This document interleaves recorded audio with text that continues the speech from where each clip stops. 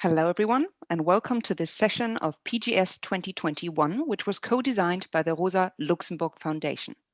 My name is Paulina Fröhlich, and I'm head of the program Future of Democracy at das Progressive Zentrum.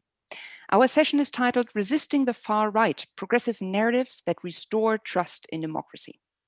All of us know it's needless to say that communication is key in politics. On the one hand, direct and concrete communication about what a party has successfully done or not done and why. And on the other hand, a rather broad communication on what a party seeks to accomplish, on their worldview and on their vision. Far-right actors in Europe and also across the Atlantic have put way more focus, as it seems to me, on the latter communication than on the first. They created short and easy phrases that stuck to people's mind. Almost, it reminds me actually on fairy tales. The stories have a very clear cast. There's the good and there's the bad guys. It has a very easy dramaturgy, like there's a threat and there's a dream. And most of the times, it's about the poor but honest underdog finally defeating the bad elitist king or queen in a fairy tale.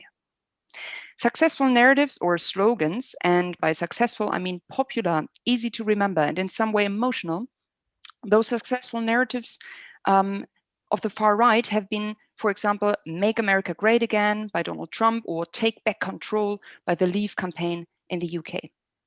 In this very session of the PGS, we would like to discuss what narratives and slogans progressive actors have to offer, what it takes to build a good narrative, and whether progressive narratives that have the power to address the many are best situated locally, nationally, or maybe even internationally.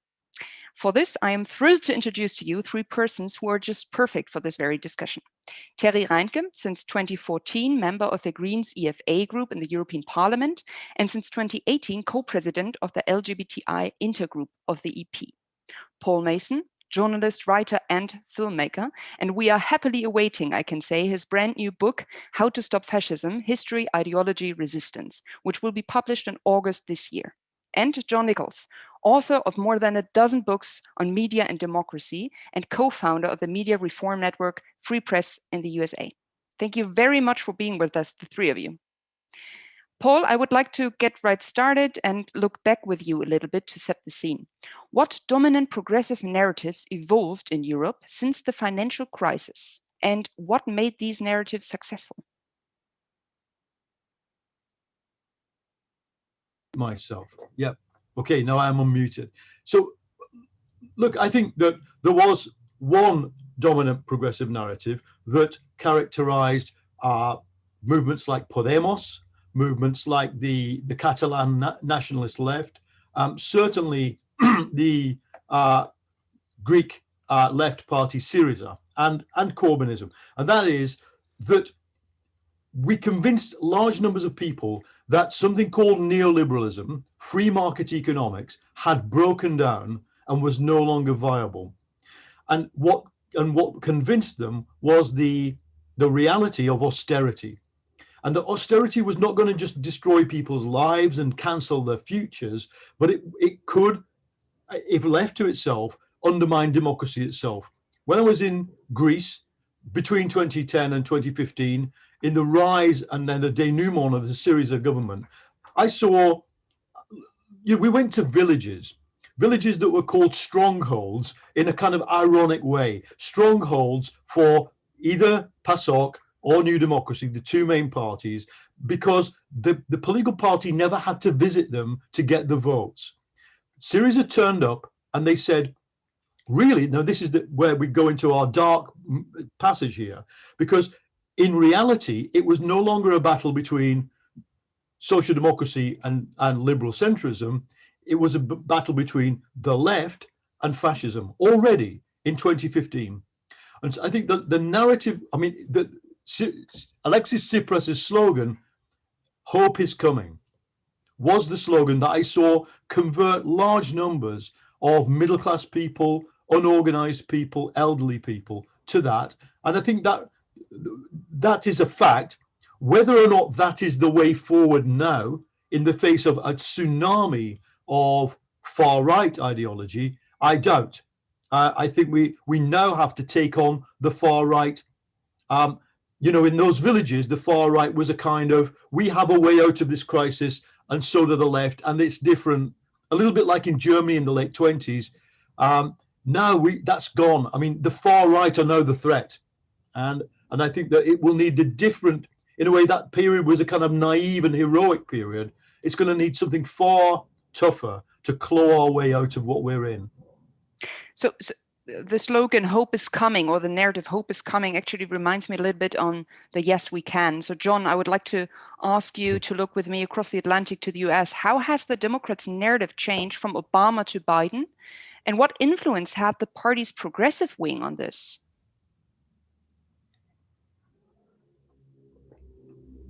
We cannot hear you. Unmuted, of course. This is the left's great challenge. We have to get our technology to work for us.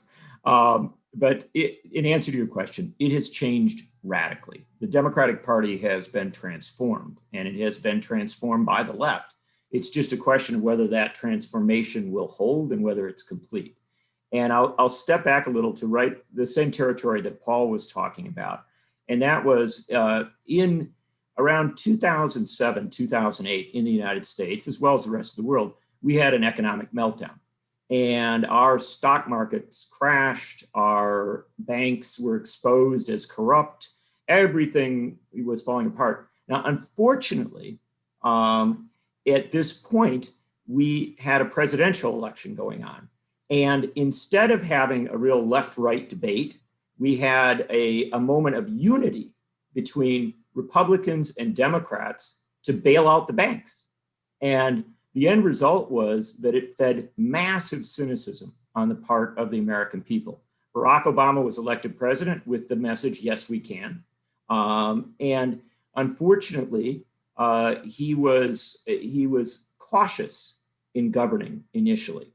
Instead of showing, "Yes, we can," and doing big, bold things, and particularly taking on economic power, there tended to be a lot more cooperation.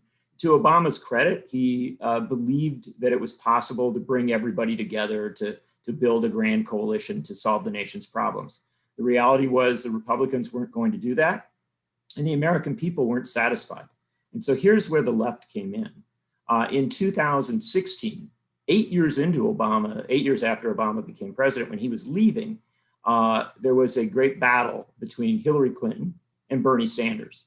Bernie Sanders started the presidential race in 2016 with 3% support. Almost no one was backing him. Most people didn't even know who he was.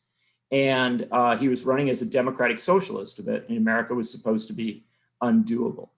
The key thing that Sanders said in that campaign was that to solve America's problems, you needed a political revolution. And that ties into American history, because we have a history of our own revolution, which is very much taught and understood. But it was a much deeper message that to get the change that was necessary, the Democratic Party had to change. It wasn't just that you had to beat the Republicans. The Democratic Party itself had to change. Now, Sanders didn't win the nomination. Hillary Clinton did. She was narrowly defeated by Donald Trump, and we entered into this whole moment, which Paul discussed well, of now the far right really becoming dominant and pushing its narrative out. But an interesting thing happened within the Democratic Party, and that is that a new generation, inspired by Sanders, inspired by this idea of political revolution, moved into the Democratic Party in a big way. You saw the rise of Alexandria Ocasio-Cortez, Ilhan Omar, Ayanna Pressley, and others who are young women, mostly in their 30s, getting elected to Congress and coming in with a very bold message and bringing in a whole host of new, if you will, narratives. Defund the police, i.e. a radical change in policing to address systemic racism. A Green New Deal, a radical change in how we organize our economy to address climate crisis. And a concept used by many of these people of big, bold structural change. That became very, very much the message of the left within the Democratic Party. And, Democrats won in 2020, but they won as a grand coalition to beat Trump, not so much as a clearly defined party. Now, as they are in power, there is a struggle still, but you do see much more deference to this idea of a need for big, bold structural change. And to my mind, while the wrestling is not settled, you are seeing progressives in the United States move the Democratic Party, I would say hopefully, toward a genuinely left, genuinely progressive position as regards what government can do. That is the best counter to the right and to fascist threats. Thank you, John. Terry, I imagine it to be very difficult to come up with a good narrative or slogan for something like a political revolution, as John said. But thinking of you and your job and position, and John just mentioned big, bold structural change, I would like to ask you, if you had to put the European Green political program into one slogan, what would it be and why? Maybe I start with a why and then I come to the slogan, which is probably not really a slogan, but more like a narrative, maybe, or frame for also going into election. And I think that there are two things. And I mean, John and Paul have basically already set a little bit the scene. I think that there are big tendencies in politics that where you could possibly argue that they're very similar in most or in many European societies and also in the US and other countries globally. And I think what we are up against, obviously, is a very, I think, powerful and reassuring narrative coming from the center right, also parts of the center left, that is basically just saying, let's just keep the status quo. Let's all calm down. We have been through very troubling times now in this Corona pandemic. Things have been very difficult for everyone. Let's just keep everything as it is. You don't have to do anything. And this is something that I think for a lot of people gives them the feeling of, you were talking about fairy tales, a feeling of feeling calm and sort of protected. And then we have this, I think, reflected in slogans like "Take Back Control" and "Make America Great Again," a sort of far-right narrative where there is an alluding to a glorious past. Because, I mean, the crucial elements of both of these slogans are back and again, because there was a time when everything was great, which is obviously nonsense, but we just have to go back to it and then everything will be fine. And this is really what the far-right, I think, has been working with very successfully over the past years, including also in Germany and in the European context. And I think, how do we tackle this? Because obviously, as progressives, we see that things need to change, exactly as was said. I mean, we have an economic system that is not working, that is creating a lot of inequality. We have climate change, where we need to change massively how the economy is working, but also how things are done in societies, and we have to see this change. But at the same time, we also see that a lot of people are maybe afraid of things, after this again troubling time that we have all been through. So I think what we are trying to say as Greens right now is to have this frame of, in order to create stability, and I don't mean this in the economic sense, but also in an environmental sense, obviously, and in a democratic sense, we need to see change. So if you want, in the long run, to live in stable, democratic, sustainable societies, you need to take the right adjustments now. And I think this will be sort of the bigger picture with which we will go into the German elections for sure in September, but also that we are trying to push here in the European Parliament in the whole European debate. Terry, there's a question coming to my mind which actually fits to what you just said. So most of the successful progressive narratives have been predominantly working well in national contexts. We're referring to progress and change, right? Something about the future. How do progressives now actually find narratives or slogans which also speak to those who are not so much in favor of change or are afraid of change and actually long for stability? And I guess you know what I mean. So could you elaborate a little bit on that? I mean, I think that's what we are trying to do, to make this point about what does security, what does, a democratic, stable society actually mean? And I think, what Paul and John have been saying, I think we also need to make sure that this, whatever we want to call a stable democracy, but this is under heavy attack now. This is under threat by the far right, because I mean, if you look at countries like Poland or Hungary, this is not like a theoretical thought anymore, because people who are having these narratives, who are wanting to build authoritarian societies, illiberal democracies, as Viktor Orban calls it himself, they are already in power. So I think that there we have to highlight that this is already happening. I mean, as it was happening in the US with Donald Trump, and that in this moment right now, I mean, in a country like Germany or in other European countries like France or Italy, maybe, that we have to prevent this from happening as well, because it will have massively damaging consequences, not only economically, not only environmentally, but also for the functioning of our democratic societies. And I think that this is something that progressive forces can build a lot of credibility and a lot of trust, also with people who might not come from backgrounds and milieus that traditionally vote for the political left. Before we look a bit more in the future and what needs to be done next, I would be very thankful, John and Paul, if you could maybe tell us about what you think what progressives did wrong in the last 10 years building successful narratives. I mean, Paul, you mentioned in the beginning already a great example of a positive case, but I would like to make sure that we speak about the learnings, like what were the mistakes we did that we can take away into the next decade and do it better. So either of you, please. John, I see you unmuted. Maybe you first and then you, Paul. Thank you. I'm glad to do it, and I know Paul will have some very wise things to add to this. Look, I alluded to it in my initial remarks.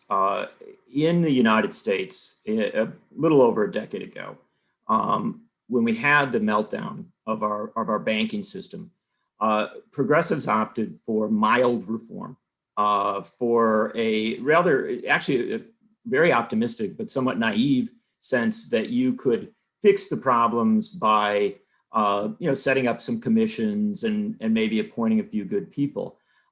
It was a terrible, terrible mistake. And it ended up creating a situation that in many senses broke American politics. Now, our politics was headed toward a breaking point anyway because of radical changes in our media system. We were getting our information from different places. All sorts of other things were happening. But in this moment, there was a sense that Democrats in 2009, 2010 had real power in America. They had the presidency, control of the Congress, control of most of the states, and they did not address a lot of fundamental pain, a lot of fundamental problems. And as a result, that created a huge opening for the right. And in a sense, the right became a dominant force in our narrative, as the subject of our discussion here. From about 2010 with what was called the Tea Party. I won't go into details, but it referenced American revolutionary past and sort of people rising up to revolt against elite power. And essentially the right succeeded, not completely, but to a large extent, in creating the impression that the Democratic Party, when it came to power, would help elites, that it would help people who were already doing pretty well. Now, as I noted, Sanders and others fought against that, and there's always a struggle within the Democratic Party, but the left's overall message from about 2010 to probably 2016 was one of kind of maintaining, fighting for a status quo that people felt had to change. And even now, the right gets a lot of traction off suggesting that when Democrats come to power, they take care of essentially a small circle of elites rather than really making fundamental change. So I would say that's the critical mistake. The second mistake, I'll be very quick on it, is to say that in the United States, the left has been incredibly slow to recognize that our media system has collapsed. Our local media is dying. We have lost thousands of newspapers, tens of thousands of journalists. There simply isn't a communication system at the local level across the United States in many places of just good information. And so while the right has rushed into that space and filled it with lies and propaganda, the left has not worked hard to figure out how to create a successful and functional media system, and B, has done a much weaker job of simply creating a narrative and providing facts to counter the right's lies. Yeah, and one of the things that political scientists in Britain have proven from their study of electoral behaviour is that, as we could put it crudely, cultural values and identity are now determining political behaviour far more strongly than traditional party allegiance or straightforward economic interest. Now, what the left did wrong was, first of all, I don't want to relitigate the first part of the decade, leading from the austerity and the Eurozone bailout to Syriza. But once we'd seen Brexit, once we'd seen Trump win, I think what the Social Democratic left has failed to realise is this problem that culture and identity are now driving politics. If you look at what torpedoed Corbyn, Corbyn would stand up and he would say, you know, whether you live in a poor area in a big multi-ethnic city, and he would name it, or you live in a poor mono-ethnic ex-industrial Rust Belt town, your interests are really the same. And people can see, well, actually they're not. You know, if you're poor in London, there's lots of golden crumbs from the table of the master. If you're poor in the town I come from, the most obvious thing to do is get out of it. And so I think this has been true across European social democracy. People don't want that to be true. They don't want it to be true that culture is driving stuff. And then once they realize that it is, their initial response was, let's drive it back. Let's do everything we can to push people back to the old agenda. And the reason why that hasn't worked is because culture is full of big change promises. You know, if we get to talking about the ideology of the far right, which I think has kind of, I use the word backfilled, it has infested right-wing populism. So the average right-wing populist 10 years ago in Britain was a racist, a xenophobe, a bit of a misogynist, a nationalist, a pro-colonialist. They didn't have a theory of any of these things. Fascism has given them a theory, the theory of the Great Replacement. And you now find this on the doorstep. Knock on the door of an ordinary person, they'll start talking about Marxism. You know, this is what we're having right now with the Euro 2020 football competition. Men with neck tattoos are obsessed with Marxism. No, the problem with social democracy and liberalism, they have no answer to this, because what's the ultimate promise of the far right? A big thing is going to happen. That is, the big multi-ethnic, city-dominated, elite-dominated world is going to come crashing down, and out of it will emerge mono-ethnic states, i.e. civil war. That's what they fantasize about. And against it, we're kind of going, yes, but you could have some better housing. It's not working. And I don't know many social democrats and leftists who've come up with the answer to that. For me, the answer is, if there's a group of people we can't win because we can never make the concessions needed to win them over, as with Biden, we just have to build a bigger alliance of the people we can win. And that is a real gut-wrenching moment for social democracy, to say elderly ex-miners, ex-industrial workers who hate black people, hate gays, hate feminists, there's actually nothing we can do with them. But with liberal-minded people, possibly people we've been fighting over the question of austerity, liberalism versus socialism for a decade, maybe that's the way forward. I think that would be the brave thing to discuss, really, the idea of how much can we get out of that demographic of the population that has kissed progressive politics goodbye. So, Paul, did I understand you correctly that you're saying investing into social issues will not solve the problem we're facing? No, I think you have to have an offer. The problem we have here in Britain with Keir Starmer, he's just decided to not have an offer. He doesn't see the point of a program. And this is logical if you're a centrist social democrat, because centrist social democracy kind of thinks it's managing a stable system, but it isn't. No, what I want to talk about is the concrete reality. Most people in working class communities, they don't see their problems as inequality, for example. They're not experiencing inequality. They can't meet a man with a Porsche or a yacht or a mansion. All they meet are frictions in their lives. What are those frictions?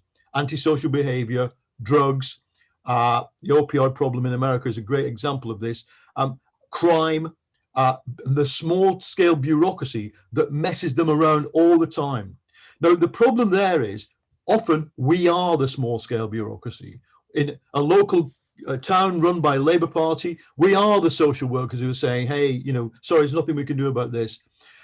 The left is, and here I'd put some distance between me and John probably on this one slogan, defund the police. The left in Britain is very wary of getting involved in issues of policing, but we have to be, because where we lost those working class communities wasn't just over Brexit. The problem was Brexit, or Lexit, you know, the left-wing support for Brexit, was something that the Labour Party tried to give them because it couldn't give them everything else, which was, we are going to do something about the criminals. We are going to do something about the drugs. We do think, for example, that if your son's in the army, you should be really proud. You know, a lot of socialists want to say, if your son's in the army, well, you know, screw him, you know, but what they care about, they only have this identity. And so we have to find a route to speaking to them about that identity, exactly because the social issues don't. You say, well, we'll build 1 million houses in Britain. That's something like 400 for each town over 5 years. Well, when's my kid going to get one? I'm more interested in leaving European Union. Like, at least I'll see that in 18 months' time, was the argument that we were coming up against. Right. Terry, what would be a progressive way of embracing culture and identity in a narrative that Paul is speaking about? Well, I think that this is obviously, again, about how do you approach this? Because I think if we look at which campaigns we have been successful in, and I agree that there are a lot of lessons to be learned about mistakes that the political left, and I wouldn't only say social democracy, but also left-wing movements, because a lot of the discussions are not only happening inside of political parties, but they're also coming from movements, from trade unions, from civil society organizations, and so on and so on. I think we can see that in a lot of ways, and there I agree with Paul and John. If we look at Brexit, if we look at the election of Trump and many other things, also I would add to that the migration debate, the broader migration debate in Europe, which I think we have maybe not played, or we have not been most successful really stabilizing our own narratives. I think we also have to look at where have we actually been successful. And I think that there we can see that if we were the ones who were actually framing the questions, I think as politicians, you know, we are very often completely stuck on finding the right answers to problems, because there is a problem, a person has a problem, they don't have good housing, so we need to provide them with good housing, to stay in Paul's example. I think if we want to talk about broader narratives, it's very often much more important how is the problem actually framed.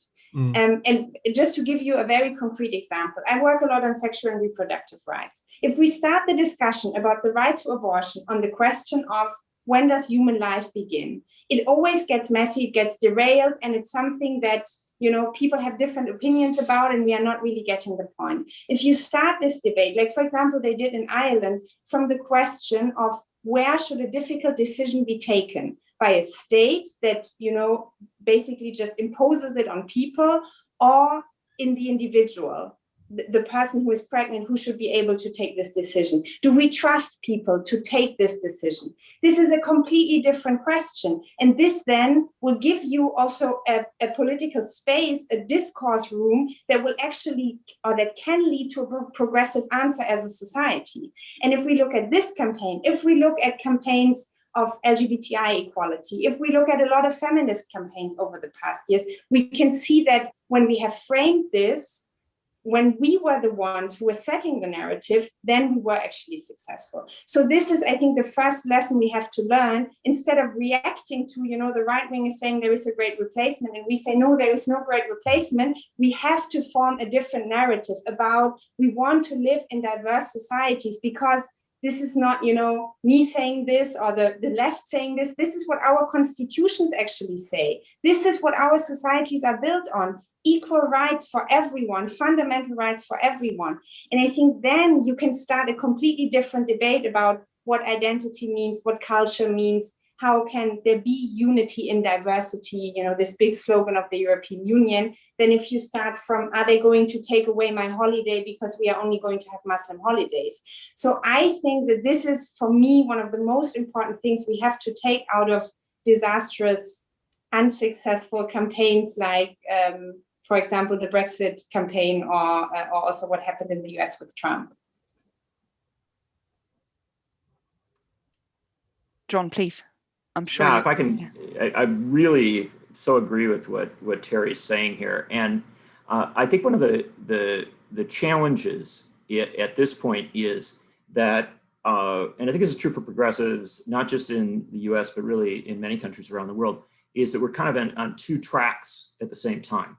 One track is that progressives always want to, you know, fill in the blanks of society to solve the problems that are there. In my country, we still don't have a national health care system that is functional and that provides care to all people. That's something that in other countries you're fighting to defend that. Our country's still trying to get there.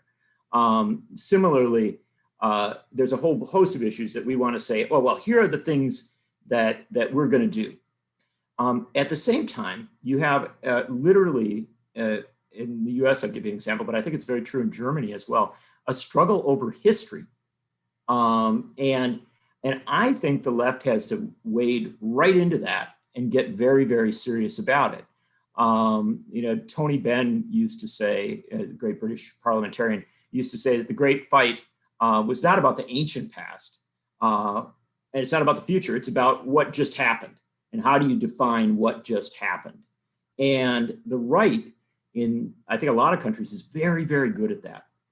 And they define what just happened, no matter what it was, as an assault on everything, every value, kind of every ideal that existed in the past. The left then comes in and says, oh, no, it isn't. It's something, you know, it's blah, blah, blah. Now, the left has to get into these fights for history, and it has to make a positive narrative of change, i.e., to link their vision for the future, all the things they want to address, to things that have happened along the way. And that necessarily requires an acknowledgement of past sins and of failures in the past, but it then builds on people's responses to that. And in the United States, we began with original sin, slavery, human bondage. We had an abolitionist movement. We had a civil war. We still didn't get beyond it. We still had segregation. We had a civil rights movement and voting rights movements, but we still didn't get beyond it. But there was progress there. Now we have a Black Lives Matter movement. Put that Black Lives Matter movement in the context of this historical progress, of these wins that have been good. And don't let it be, you know, delinked. Don't let it be taken out of the American narrative, but bring it deeply into the American narrative. And I think that's true in countries around the world. I think Germany is going to have to wrestle with this. Frankly, you are wrestling with it, with the AfD. And so we have to fight for history, number one, and we have to make sure that in that fight for history, we link it to the bold changes and the necessary changes we are proposing for the future. That is the way to speak to some of the cultural concerns, and frankly, to speak to some of the what has been a strength of the right. They claim history. We need to claim history, but we need to acknowledge sins and then claim the history of how we address them in the past and how we continue to seek to address them. Paul, I see you nodding. Maybe you want to come in and also elaborate a little bit about the strengths of the progressives and of successful key characteristics of a progressive narrative. So John has been giving a few already, and I would like our audience to learn about that more. And yeah, you're still muted, Paul, so please unmute yourself. So it was interesting that you were talking about Mädchen, you know, the fairy stories earlier. I mean, as a journalist, I'm a professional storyteller. I am also a playwright. I have also worked on movie scripts, and we are steeped in the structure of narrative. And I think where where is it working is where politicians just understand that is the business that they are in. That if you don't write both the text and the subtext of what you are saying, someone else will write it. Now, in Britain, there are parts of the left where the entire narrative flows from history, from being, from culture. I'll give one example: Sinn Féin in Ireland, in the Republic of Ireland, which has moved from a guerrillarist movement to a party on something like 27% of the vote with a left program. It has no problem with narrative because its narrative flows from the Irish Revolution of 1916, 1921. Where social democracy has begun to solve some of that problem. Okay, in Britain, we had a very bad set of election results for Labour on May the 6th, local election results. They carried on losing in the Rust Belt, in the so-called Red Wall, the ex-working class white small towns. But they came back quite well in big cities. And of course, the commentators say, well, what does that matter? You can pile up votes in big cities. Manchester, where I come from, has a mayor, a Labour mayor called Andy Burnham. Andy Burnham was an MP, he was a leading Labour MP. He became the mayor of Manchester. What he's done is to kind of create a kind of Manchester nationalism. And I use this in a kind of slightly jokey way, in the sense that the offer wasn't just economic. It was about pride in place. And here's the interesting thing. There were some refuseniks. There were people, including in the town I come from, Lee, which is an ex-mining town, who were completely resistant to, even now, to Andy Burnham. These are old ex-miners. They were devoted fascist, and then UKIP, and then Conservative. Okay, BNP, UKIP, Conservative.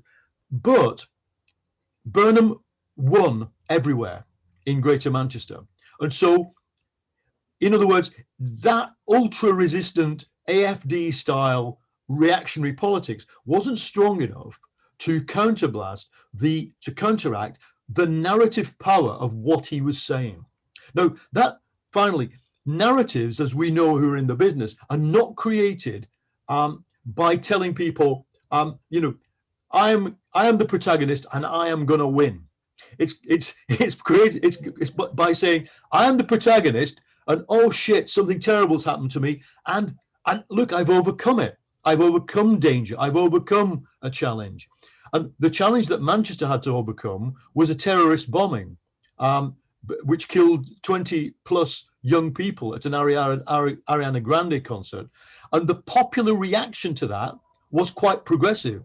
People said, there was a mass outbreak of singing, of cultural solidarity. Burnham put himself in the middle of that, and he reaped the reward by you don't tell, you show. That's the narrative principle. Burnham showed that he had a story to tell those people. So I think that's just one small example. We're never going to lose Manchester, but to get such a huge victory, even among the kind of people who are deserting us elsewhere, was, I think, a testimony to the narrative power of action.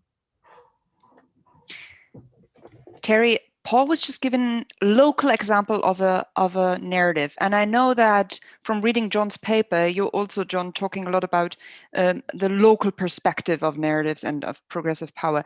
But Terry, I would like to ask you, because this is something I don't know and understand yet. Like, is there a chance, could there be a European or even a transatlantic progressive narrative that unites progressives and mobilizes beyond their base? Is such a thing imaginable?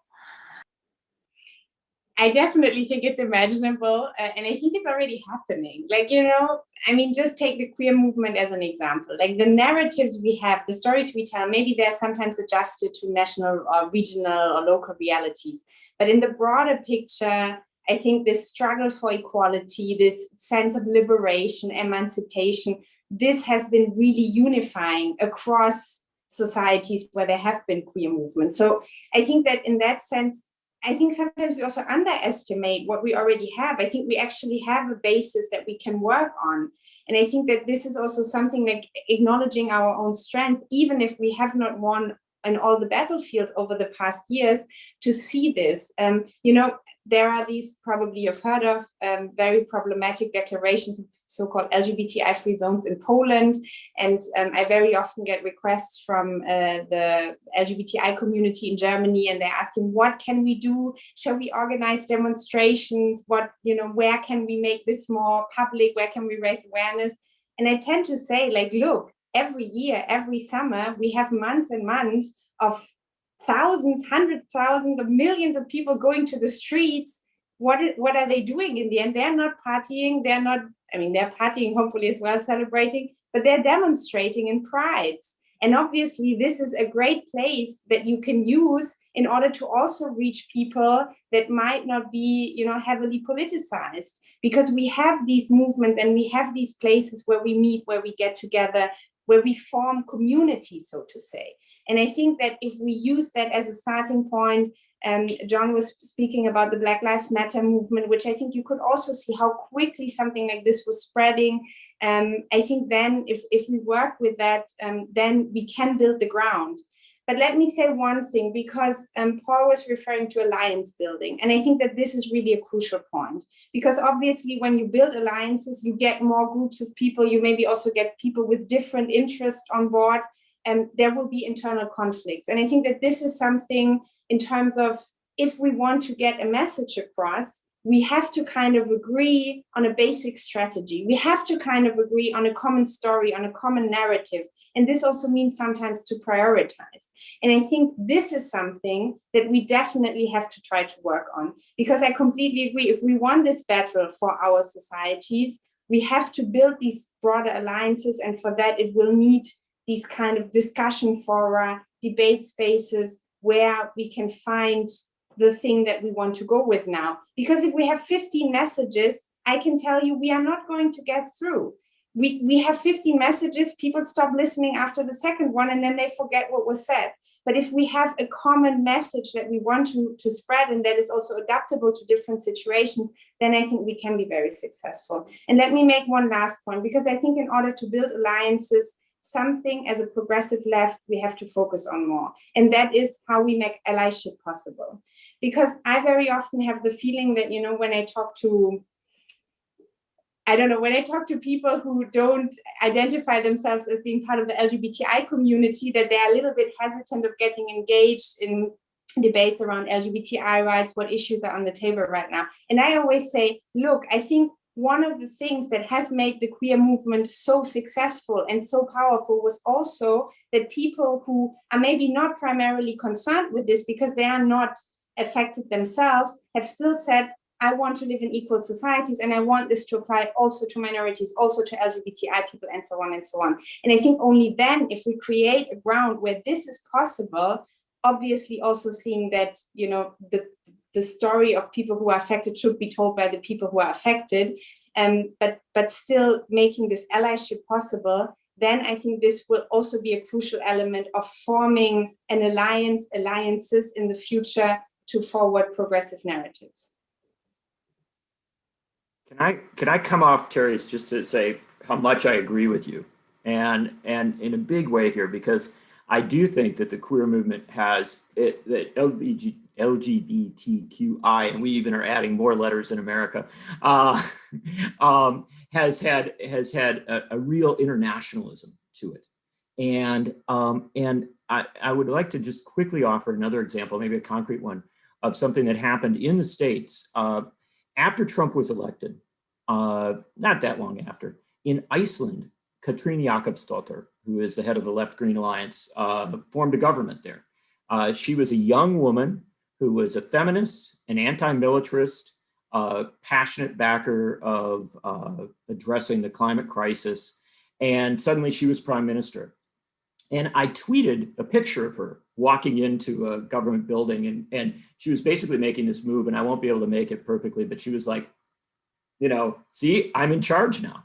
I tweeted it out, and I thought, okay, it's just a little interesting bit of, international news to put on your Twitter feed. Like almost instantaneously, 75,000 people retweeted it. I mean, it was just like one of the biggest tweets I'd ever sent, or people. And I was like, what's driving this? What is this? And what I realized very quickly was that most of my followers are in the U.S. or to some extent in Scotland, where I'm a big backer of Scottish independence, which may offend some people. But I think they needed that. They needed to see an alternative, a place in the world where somebody is winning on the values that they cherish, that they see as essential. And so I went to Iceland and I interviewed the prime minister, and we put her on the cover of our magazine, and it was one of our most successful issues. And you're thinking, how is it that the prime minister of a country of, under 400,000 people is capturing such imagination in the United States? Well, it is because in this increasingly globalized world, if we can look someplace else and see our values winning, we don't necessarily doubt that they can win in our place too. And so I think one of the big challenges of the left is to embrace if you will, an optimistic internationalism, and to look around the world and see the places where progressive and left ideas are working, even if those are very different places. And the last thing I'll just say is that during the coronavirus pandemic in the US, where Trump was responding so horribly to so many things, I just kept writing about Jacinda Ardern in New Zealand, a democratic socialist, a young woman. There may be a pattern here, and who was responding so effectively.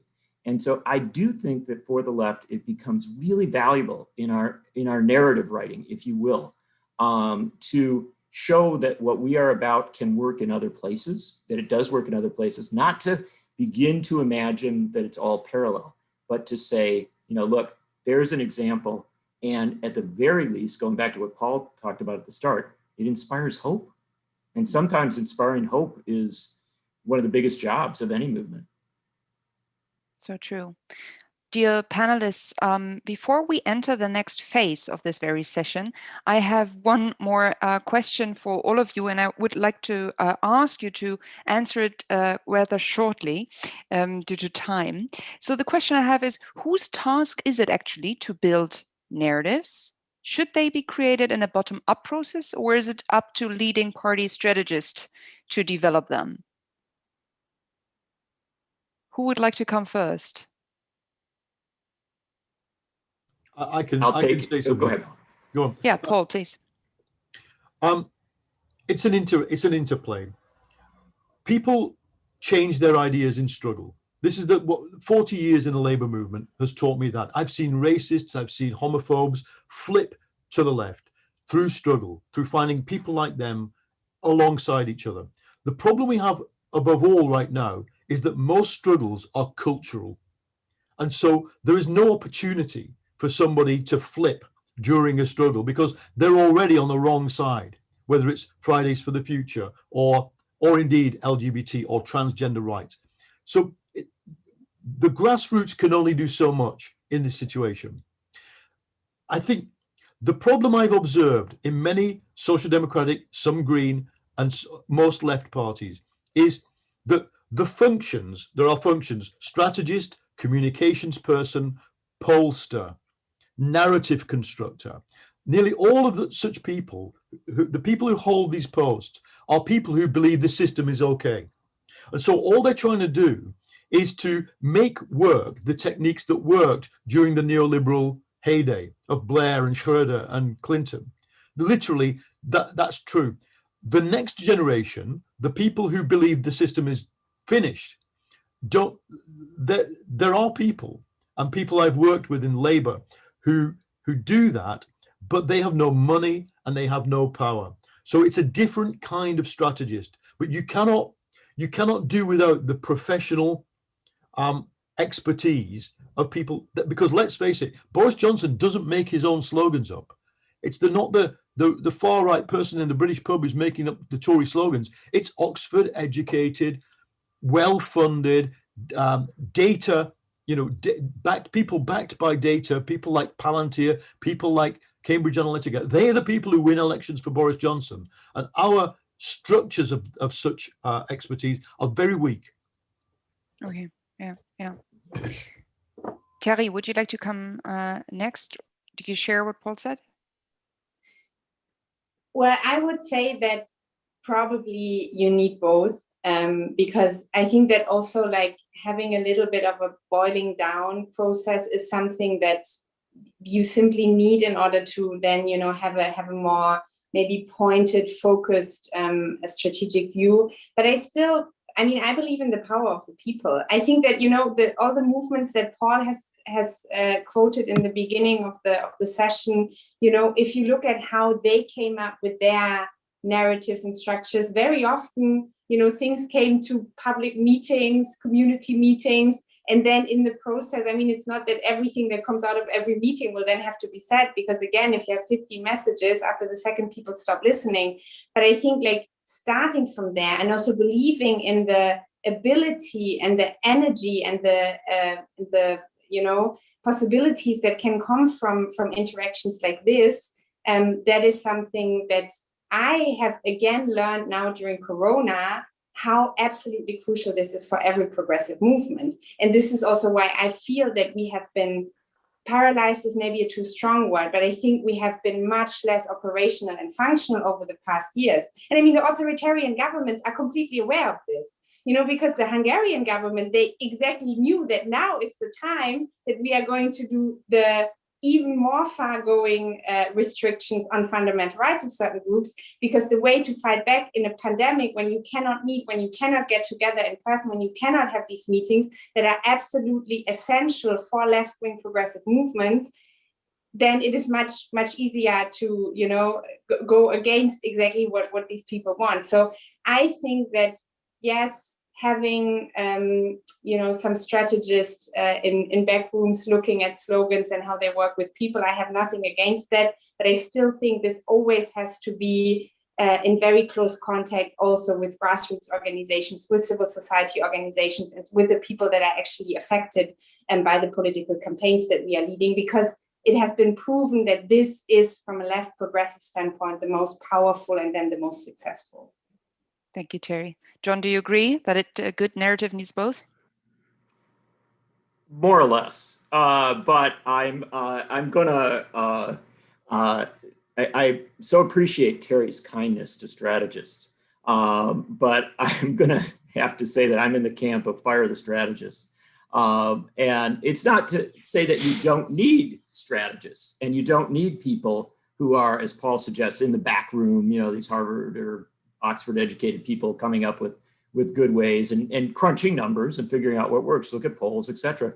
But I think that the people who have been creating the narratives for the left as regards slogans and messages they are kind of locked in the past, and they are locked in very comfortable sort of the intricacies of politics as it existed in the 1980s and 1990s, maybe even the early 2000s. That has all been blown up. That doesn't exist anymore. People get a stream of information on a Twitter feed, on Facebook, on Instagram, and all sorts of other vehicles now. They're getting tons of slogans and ideas. And too often, I think that the effort to come up with a sort of perfected message loses sight of that. I think there's a dialectic that has been developed now. And what you do need strategists, you do need messaging people, but they need to be a part of that dialectic. And they need to understand that there may be something developing today on Twitter, in the comments, that has of it the messaging that can actually take you someplace that is dramatically different. And just to give you a good example, I think the best place to go is rock and roll, right? Or, music, rather than to, the universities. And Patti Smith, the great rocker of of many generations now, Patti Smith had a song a long time ago, "People Have the Power." And if you listen to the lyrics of it, and I won't repeat them, we don't have the time, but if you listen to the lyrics of it, what you'll hear is that's a better political slogan than, frankly, anybody's had of late. People have the power to wrestle the world from fools, right? And so the truth of the matter is, I would like to see a new generation of strategists come in. I'd like to see a new generation of messaging people come in, and I'd like them to be listening to rap, and rock and roll and world music and reading a whole bunch of poetry and a little bit of history and coming up with something that's part of this dialectic, a new dialectic, rather than trying to recreate something from 1985. Thank you, John. So maybe, dear participants, the answer to far-right fairy tales is progressive rock and roll. However, thank you, dear panelists, so far. We are saying goodbye now to only those who are watching the live stream and continue interactively with those who have registered to PGS. Therefore, we're expanding this session with a range of experts who have been working on and around the discussed topic since longer.